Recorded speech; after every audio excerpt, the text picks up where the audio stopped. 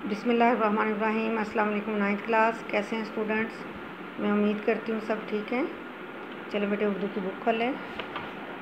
हम गज़ल की तशरीह कर रहे थे। ख्वाजा हैदर अली आतिश की ये गज़ल है।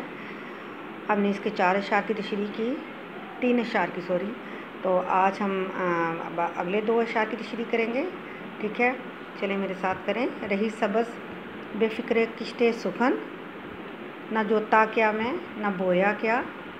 रही सबज़ क्या है? सबज़ क्या होती है? तरोताज़ा, यानी सब्ज़ रंग की तरोताज़ा हरी हरी। रही सबज़ बेफ़िक्र कश्त, बेफ़िक्र बेपरवाह, जिसे कोई फ़िक्र ना हो। किश्त खेती, जोता क्या? बैल जोते, यानी क्या मैं उसको उस पर हल चलाता, क्या जोता। सुखन बात, शेर कहना लिखना। ठीक है, इस शेर की बगैर किसी मेहनत के मेरी शेर व शायरी की ज़मीन सरसब्ज़ो शादाब रही। ख्वाजा हैदर अली आतिश कहते हैं कि मेरी शायरी में जो हुस्न और रवानी है, मेरे गमों का रद्द अमल है, और ये गम मुझे मेरे महबूब की जानिब से मिले हैं। दरअसल बाज़ लोग महबूब के हिजर फ़राक में पैदा होने वाली महरूमियों को अपनी ज़ात का हिस्सा बना लेते हैं और उन पर मायूसी के बादल छा जाते हैं। शायर महबूब के हुस्न व जमाल से नगमे तख्लीक करते हैं, जिससे उनकी शायरी का चर्चा आम है। शायर को इस काविश के लिए किसी ख़ास कर्ब यानी किसी ख़ास तकलीफ़ से भी गुज़रना नहीं पड़ा। यूँ अपने एहसासात को बग़ैर किसी मेहनत के लफ्ज़ों में ढालते रहे कि उन पे तकलीफ़ ही इतनी आई कि उनको इन लफ्ज़ों के चुनाव में मुश्किल पेश नहीं आई, क्योंकि उनका जो तकलीफ़ थी वही उनके एहसासात जो थी वो बग़ैर मेहनत के लफ्ज़ों में ढलते रहे। दरअसल आतिश अपनी शायरी के मुतल्लिक़ दावा कर रहे हैं कि उनकी शायराना सलाहियत खुदादाद है। इसके लिए उन्हें ज़्यादा मेहनत नहीं करनी पड़ी, बल्कि शेर खुद ब खुद उनके जहन में आते चले जाते हैं। अपनी बात की वजाहत के लिए उन्होंने खेती की मिसाल दी है, जिसमें बेहद मशक्क़त करनी पड़ती है, तब जाकर कहीं मेहनत का समर मिलता है। लेकिन आतिश कहते हैं कि इनकी शायरी की खेती हमेशा से सरसब्ज़ो शादाब है। इसमें उन्हें कभी हल जोतने और बोने की फ़िक्र नहीं करनी पड़ी।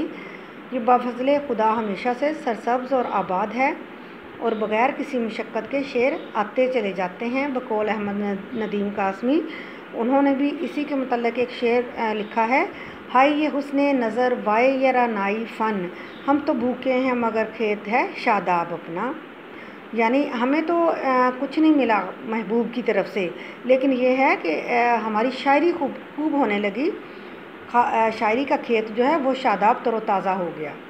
अश्कों से जो बच निकली है शेरों में डली है, जो बात मेरी खलबत दिल में न समाई।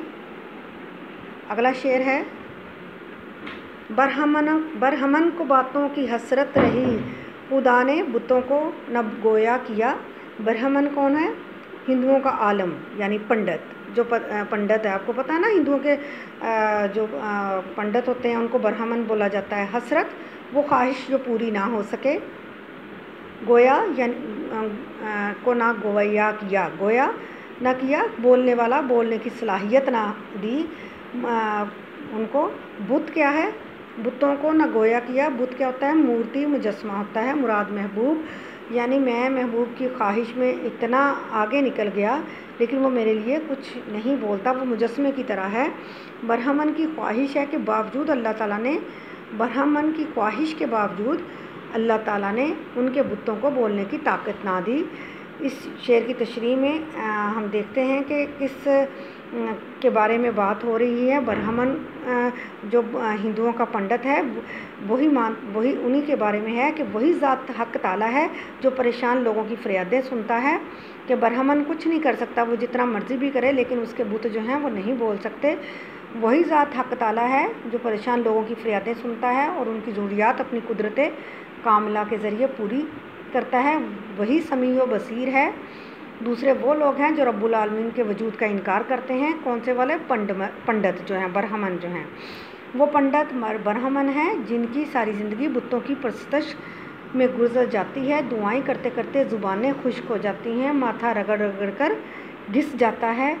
उनकी ख्वाहिश होती है कि वो अपने माबूद यानी अपने सनम के साथ हम कलामी का शरफ़ हासिल कर सकें, मगर पत्थर में कुव्वत गवई कहाँ से लाएं।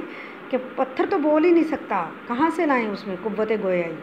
بتوں سے تجھ کو امیدیں، خدا سے نومیدی، مجھے بتا تو صحیح اور کافری کیا ہے۔ لفظ بت بطور استارہ، استارہ آپ کو پتا کہ ادھار لی جاتی ہے، جیسے یہ ادھار لے کے یعنی اس لفظ کو بطور استارہ محبوب کی سنگ دلی کے لیے بھی استعمال ہوا ہے، جس کا دل ہر طرح کے احساسات سے خالی ہے، جہاں التجاؤں اور فریادوں کا محبوب پر ذرا بھی اثر نہیں ہوتا۔ اور اسی خیال کو مومن خان مومن نے یوں بیان کیا ہے، کیوں سنے عرض مضطرب مومن، صنم آخر خدا نہیں ہوتا۔ چنانچہ شاعر اپنے محبوب کو بت قرار دے رہا ہے، اس اپنے جو محبوب ہے اس کو بت کی طرح، کہ یہ اس پہ تو کوئی اثر ہی نہیں ہوتا میری باتوں کا، کیونکہ بت اور محبوب میں کئی قدریں مشترک ہیں۔ مثلاً بت جو ہے کسی کی فریاد نہیں سن سکتا، اور نہ ہی محبوب فریاد عاشق سنتا ہے، نہ ہی بت بول سکتا ہے، اور نہ ہی محبوب عاشق کو شرف ملاقات بخشتا ہے۔ یعنی آپ کو میں نے پہلے بتایا یہ غزل کا اصول ہے کہ جو ایک طرف محبت ہو رہی ہے اور دوسری طرف بے اعتنائی برتی جا رہی ہوتی ہے، اس میں بھی یہی ہے کہ محبوب اس سے اپنے عاشق سے پیار کرتا ہے، اور عاشق جو ہے وہ اس کی ہر بات پہ انکاری ہوتا ہے، اس کی طرف توجہ نہیں دیتا، یعنی وہ اس سے ملنا چاہتا ہے تو اس کو وہ اس سے ملتا نہیں ہے، اگر وہ فریاد کرتا ہے تو وہ اس کی سنتا نہیں ہے۔ جس طرح بت کسی کی مشکل حل نہیں کر سکتا، اسی طرح محبوب عاشق کی جدائی حل نہیں کر سکتا۔ اسی لیے میرے محبوب پر میری فریاد و آہوزاری کا اثر تو کیسے ہو، وہ تو بت ہے جو میرے جذبات کو سمجھنے سے قاصر ہے۔ یہی وجہ ہے کہ میں اپنے محبوب کی ملاقات سے محروم ہوں۔ اس جگہ پہ ایک شاعر ایوب اختر ہیں، انہوں نے بھی اسی احساسات کو اپنے الفاظوں میں اپنے شعر میں اس طرح بیان کیا ہے، رام وہ بت نہ ہو سکا ہم سے، ہر طرح سے منا کے دیکھا ہے۔